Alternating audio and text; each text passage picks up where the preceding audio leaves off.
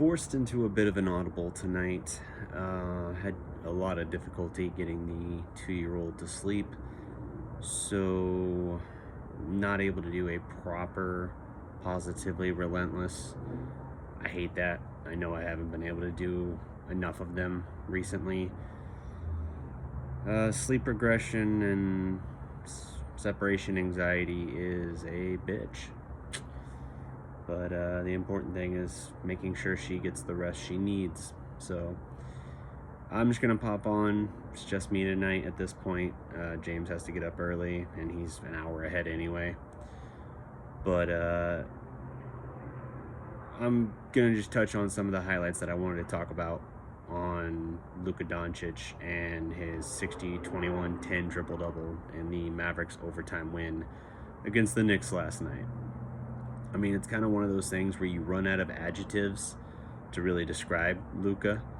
I mean, he's 23 years old, and we've already been calling him Luka Legend. I mean, I threw that out there as soon as he was drafted just because he was... Once it was announced he was going to be number 77, I just flipped the sevens like, hey, Luka, legend. Looks like L's. There you go. Alliteration. Fun. But Luka, man, it's a shame how much is asked of him, because like he did get help in moments last night. Like you got good performances out of Dinwiddie and Christian Wood as well. The Mavericks are 8-2 now in games since moving Christian Wood to the starting lineup, and now he's playing about 35 minutes a game, and they're actually getting something out of him, and that's great. The fact is that should have been the case all along. But similar to Luka's 50-point game, like a week ago in Houston, Dallas just doesn't have a good roster to win right now unless Luka goes insane. His usage rate has to be high, and he has to be like sensational. It's not just that Luka had a 60-point triple-double, which is the second 60-point triple-double in NBA history, I believe, tying James Harden in that case. Harden's MVP season, he also had 60 points in a triple-double performance, but he didn't grab 21 rebounds to do it. Luka's 60-21-10 triple-double is the first 60-20-10 or just 60-20 triple-double in NBA history. No one's ever done that.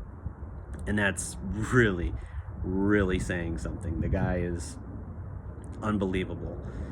The fourth quarter and overtime alone, he had 25 points, like 12 rebounds. I mean, just obscene. You take the rest of the game in the first three quarters, and he had like 35 points. Like, he was remarkable.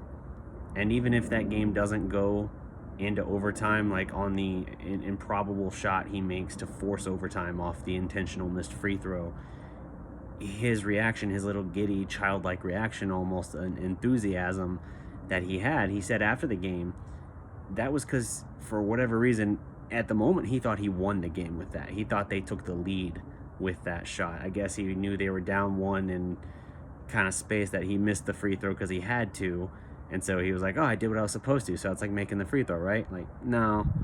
But he thought for a moment that they had actually won the game, and so his kind of just giddy reaction was really, really just vintage Luka. Kind of reminds you one of his most endearing qualities.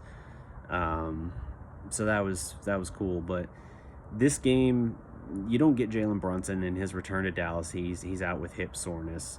That's a bummer. The Mavericks defense is atrocious for much of this game. It's like the worst defensive game we were seeing out of Hardaway in a good while. And Dallas was just giving up layup after layup after layup. And defensively, they couldn't do anything. It felt like this was going to be the ultimate stinker of a game for Dallas. No Brunson, doesn't matter. We've seen that story. If an opposing team is missing one of their best player, it's going to always translate to somehow Dallas losing that game. And so that's what I was afraid it was going to do in this particular case.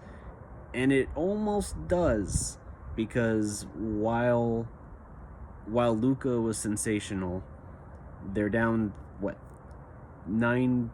they're down 13 points with like like 13 points with like 33 seconds left or something. They're toast. They're cooked. I think it's 9. I keep saying 13. I think it's 9. But they're down. They're toast. And if you look over the last 20 years, and this is where I'm drawing that number 13 from, because you got to go back, I think, like 21 or 22 years to Tracy McGrady on the Rockets, his first year, the 13-point comeback single-handedly in 33 seconds to beat the San Antonio Spurs. That is a remarkable, furious finish in NBA history, but this one was pretty special too, in just a little bit of a different way. It's like the last 20 years NBA teams were 0 in 13,180 or something like that. And the Knicks found a way to be the 1 in 13,180, whatever number I said before, because 9 points up, 35-ish seconds to go, Dallas gets a bucket, and then they convert on the other end, get fouled, make some free throws, splash a 3. It's just a methodical comeback, and it results in, okay, they're gonna have to go to the line with like 4 seconds left. They're down. They're down, and they need 3 points. They're down 3. Luka tried to hoist the 3 as he was getting fouled to get 3 free throws, doesn't get it, and so he's going to have to settle for the 2 free throws. Makes the first, intentionally misses the second, and a ricochet that gets away from Julius Randle, tipped by Christian Wood.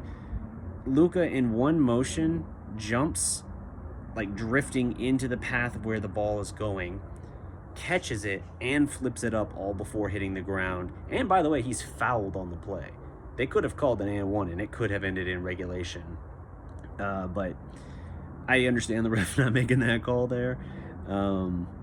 Luka knocks it in, 1 second left. The Knicks can only throw up a 3/4 court heave, and we're heading to overtime. And already at that point, Luka has already surpassed, I believe. I think he was sitting at that point. No, you know what? He didn't surpass. He ended regulation with 53 points, which tied Dirk Nowitzki's Mavericks career high. I say Mavericks career, just his career high. The Mavericks single game scoring record, also set against the Houston Rockets back in 2004 against Tracy McGrady. You had a sensational duel between Dirk and T-Mac. Dirk went for 53 in the P. Diddy green jerseys, and T-Mac went for 48. One of the greatest scoring duels I ever watched. But you get this sensational finish where he's tied Dirk heading into overtime, and then Luka messes around and drops the first ever 60-point game in Mavericks history.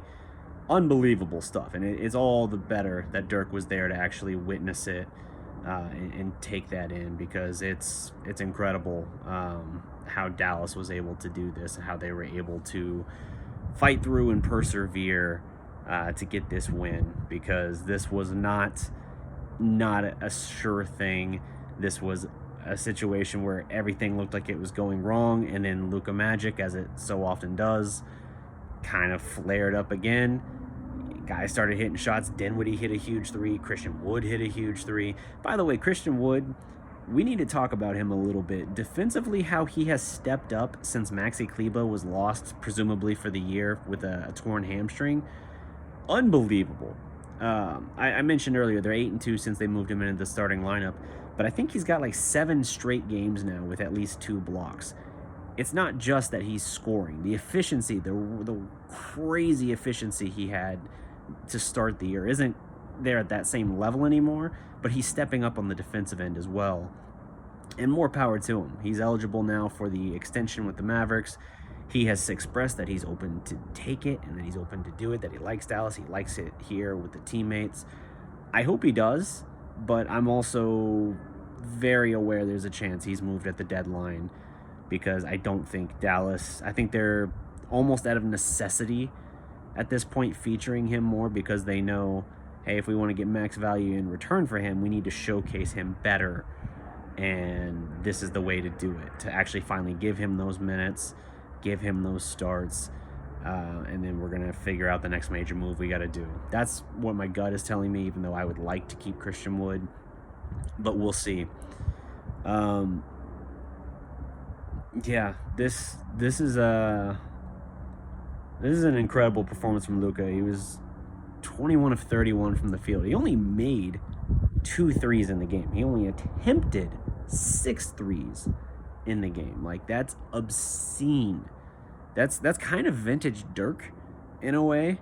Like, he did his damage with crazy efficiency and predominantly, not predominantly, but was pretty solid at the line. I want to say he was like 12 of 16 at the free throw line. And again, one of those is an intentional miss. So truthfully, 12 of 15 at the line. Incredible stuff. And when Dirty was doing all of his work, he didn't have a lot of games with a ton of threes. He could have games where he might knock down 3 or 4, but that wasn't a shot he took a dozen times a game like guys do now. That was like Dirk just massacred you in the mid-range, just picked you apart systematically, broke your will. He could get to the paint a little bit when he wanted. He could bang bodies and had a little bit of a low post game, but that was kind of later in his career. Around the time of the title was when he finally kind of put that all together. But in the mid-range, he was an assassin, and Luka picked guys apart really just flawlessly, effortlessly. Again, video game numbers, 60 and 21.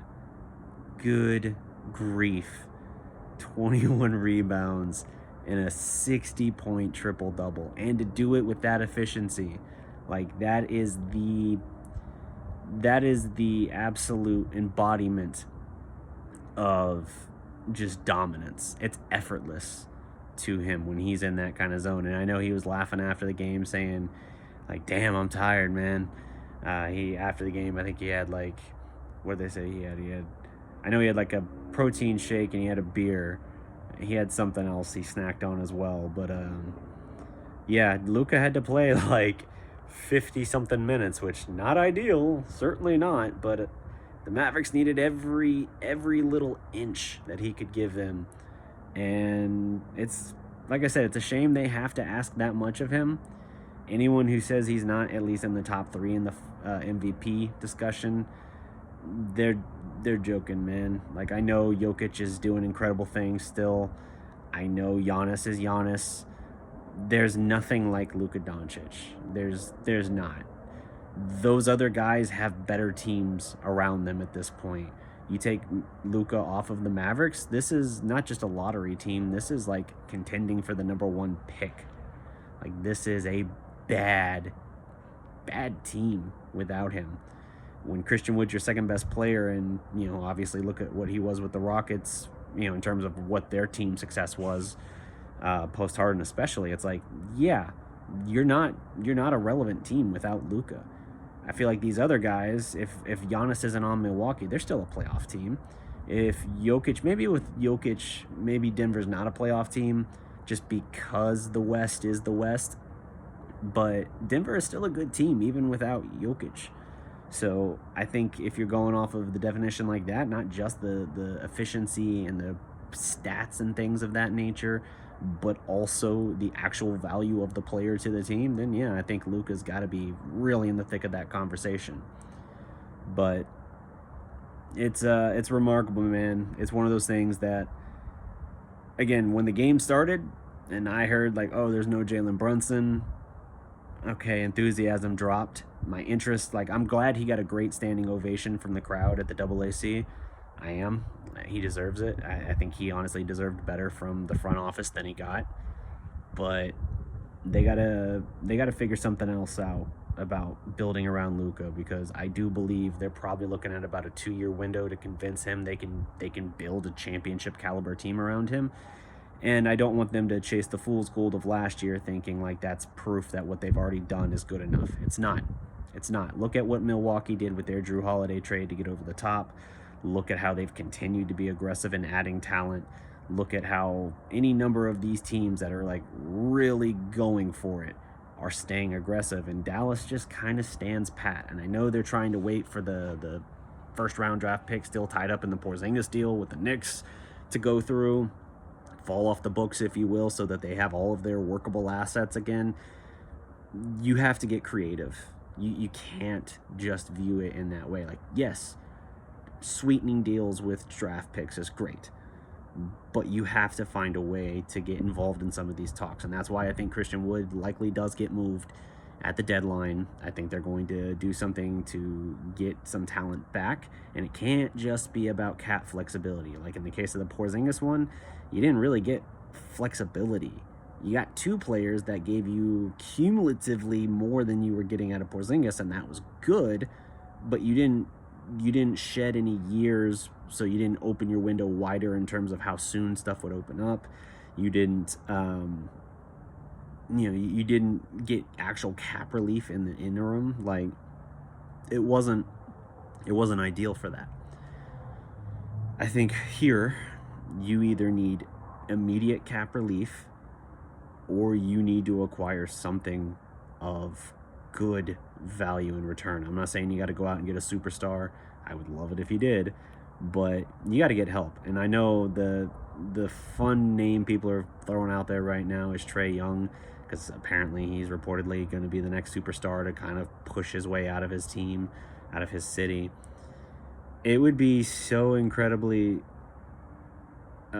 hard to comprehend offensively what Dallas would be able to do with Luka and Trae Young. You want to talk about two guys like Luka scored or assisted on 67% of the Mavericks' points last night. I think cumulatively it was like he accounted for like 64, 65. That wasn't it. It was that at 67%, the only two players to ever surpass that. I think there was a game for Harden in 2018, and then Trae Young. It might have honestly been earlier this year, or maybe it was last year. It was something in 2022. Had a game where he accounted for 68%. That's incredible. You got a guy that can create, a guy that can get hot and score at will, create his own shot, certainly create for other guys. Not on the same level as Luka. I don't think, like, there's a litany of reasons that would never work. First of all, how are you going to create that kind of cap space? Second of all, let's talk about defense. Trae Young is one of the worst defenders in the NBA, and Luka, on his best day, is a good defender. On his best day. On a lot of days, he's an average at best defender. And especially when you see like what they're demanding out of him on the offensive end, you kind of understand, like, yeah, you got to find somewhere that you can get your breather in. So offensively, it would be an incredible sight to see, and there would be some serious poetic justice about it. I just don't see any fathomable way it happens, even if Trae Young does try to force his way out of Atlanta. I don't think Dallas is the fit, because Luka's a point guard, Trae Young is a point guard, and while Rick Carlisle loved his two-guard sets, and I know Kidd obviously with the playoff run last year did it, it's just not the same animal, and your defensive deficiencies would just be through the freaking roof. I don't know what the answer is for them, and that's one of those things I'm trying to figure out when to do the next Mavs roundtable. I want to actually take like a deeper look at that and figure out what we can expect, I guess, like an ideal sort of wish list as far as the trade deadline, and then how we build from there in the off season, because I really think the next 6 months are going to be huge for Dallas. I said the next 2 years are crucial. I think this next 6 months is pivotal to that. Like, it's integral that they get a major player in here, either at the deadline or this summer. Doesn't mean it's mandated or a requirement, but it is, I think, pretty vitally important that you make the first of probably 2 to 3 moves you need to make, and it needs to be a splash move, because you get the top end talent, and that's how you recruit through free agency or whatever these other guys to come in at more manageable deals, more team friendly deals. They want to go where they think they can win and be part of something. You don't recruit the top end guy and say, hey, yes, we have one superstar. We have Luka, obviously a generational talent. and then we got a lot of nice pieces. That's not usually enough. Usually the top guys need to already be there, and then you bring in the quality role players to really put you over the top. So I don't know what that looks like. I'm wanting to do another one, but nights like last night, as incredible as they are, as geeked as I was last night and all day today, even just reflecting on it, watching highlights on it, I understand that it's endemic of their struggle and their problem. They cannot win unless Luka is beyond sensational. He has to be legendary. He has to be absolute peak efficiency for them to beat some bad or even downright terrible teams like Houston sometimes. And that's an indictment on this roster. That's an indictment on the front office. And I know they might say, like, hey man, they're currently 6th in the West, and with the logjam, they're just 3 back of 3rd place. Bro, that's not the point. It's really not. It's really not.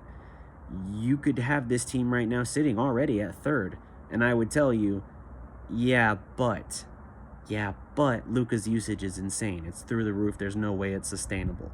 Yeah, but you don't have a competent, consistent number 2 option. Yeah, but you're not getting anything consistently out of your role players, particularly Reggie Bullock. Tim Hardaway Jr. is so hot and cold, you never know what you're going to get from him. Yeah, but the defense has regressed and is nowhere near as consistent as it was last year when it was a top 5 defense. All of these things come together to tell me, like, I don't care if we're the number 1 seed right now. I'm looking at this team, how it's built, how it's executing, and I'm saying this team is worse than last year. They're not as good. They need everything from Luka, and you can't demand everything from a guy every game of the regular season and then think you're going to get to the postseason and have any fuel left. Case in point, James Harden, any year with Houston. I know they had a couple runs to the West Finals, but they never had the fuel in the tank, Harden didn't at least, when they got there. Now, a couple times they had really good deep teams. You could say if Chris Paul's hamstring doesn't jack up against the Warriors, they might have actually potentially tripped up the Kevin Durant Curry Warriors, which is hard to fathom in itself. But the fact is they didn't. And they had talent around him that, even though Harden regressed and wasn't as efficient and was more scoring in the low 20s for the most part instead of his mid to high 30s, you just run out of fuel. And that's what's going to happen to Luka. He's damn tired, man. I don't care if he's 23 years old. If you got to carry everything, if you got to generate 2/3 of your team's total points through your own buckets or assists, you're going to be gassed. Especially because on the other end, teams are going to say, like, okay, how do we offset what he's doing to us on that end? Got it. Attack him every time on the defensive end. Run his ass ragged. Run him through screens. Wear him out. That's how you neutralize him. Doesn't matter if he's 23 years old. Luka's thick. Luka is not a Rip Hamilton type where he can run for miles, or a Jason Terry type where he can run for miles, curling around screens and doing all of that and seemingly never getting tired. He will get tired. Thing is, he is an absolute unit when he wants to weave and work his way into the paint. When he wants to pick you apart, he can do it for the most part. But he will have his limitations, and you're not going to be able to put this kind of stress and strain on him night in, night out, and then get to the postseason and expect another run to the West Finals. You just can't. So we'll see. Again, I wish I could have gone live. I hate that this was kind of how I had to do this tonight, but it took so long to get kiddo to sleep. I was not going to risk anything setting up in the office. So I'm just going to upload this video. We'll talk more soon. I'm gonna run probably Friday. I'll probably try and do something. Don't hold me to that, but I'm gonna try to do something probably Friday to try and make amends. But yeah, if you haven't already, like the video, drop a comment, subscribe to the Dallas Prospect, and until next time, guys, remember, every legend was once a prospect. Peace.